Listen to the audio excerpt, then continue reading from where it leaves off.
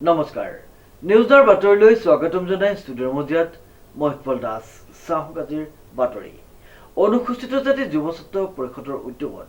অনুষ্ঠিত হৈ যায় বহাগী উৎসৱ নিউজ নাৰেক ৰিপৰ্ট অনুসূচিত জাতি যুৱ ছাত্ৰ পৰিষদৰ উদ্যোগত বহাগী উৎসৱ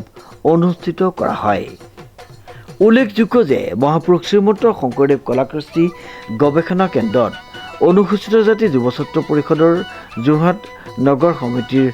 উদ্যোগত অনুষ্ঠিত হয় এদিনীয়া বহাগী উৎসৱ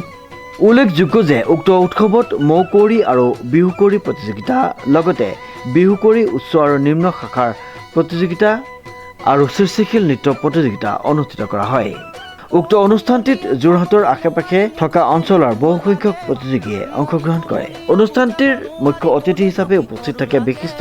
সমাজকৰ্মী ঈশ্বৰ প্ৰসন্ন বৰদলৈ প্ৰাগ নিউজৰ উজনিৰ ব্যুৰ চিফ উৎপল বৰা দৈনিক জন্মভূমি কাকতৰ উপ সম্পাদক মনজিৎ কাশ্যপ অনুসূচিত জাতি ছাত্ৰ সন্থাৰ নেতৃবৃন্দ মৃদুল দাস মহিলা সমিতিৰ সভানেত্ৰী ৰীতা দাস আদিৰ লগতে বিভিন্ন গণ্যমান্য ব্যক্তি উপস্থিত থাকে অনুষ্ঠানটোৱে সম্প্ৰীতি সংস্কৃতি আৰু ঐতিহ্যৰ সংমিশ্ৰণ ঘটাই অঞ্চলটোক এক উৎসৱময় পৰিৱেশত ৰূপান্তৰিত কৰে হয় আমি অনুসূচিত জাতি যুৱ ছাত্ৰ পৰিষদ অসম কেন্দ্ৰীয় সমিতিৰ তৰফৰ পৰা পোনপ্ৰথমে সকলোলৈকে ৰঙালী বিহুৰ উলগ আৰু অভিনন্দন জনালোঁ আজি যোৰহাট জিলাৰ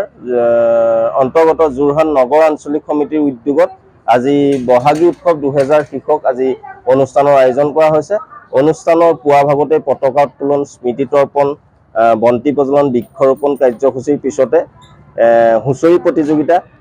মৌকুঁৱৰী বিহুকুঁৱৰী প্ৰতিযোগিতা কেছেট বিহু প্ৰতিযোগিতা আৰু সৃষ্টিশীল নৃত্য প্ৰতিযোগিতা আজি অনুষ্ঠিত হয় সন্ধ্যা ভাগলৈ কেইবাজনো যোৰহাটৰ কেইবাজনো বিশিষ্ট ব্যক্তিক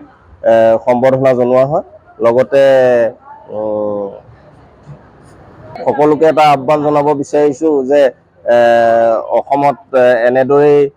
শান্তি শৃংখলা অটুট থাকক অসমৰ ৰাইজে সদায় এনেদৰে অনুপম বৰাৰ ৰিপৰ্ট নিউজ নাও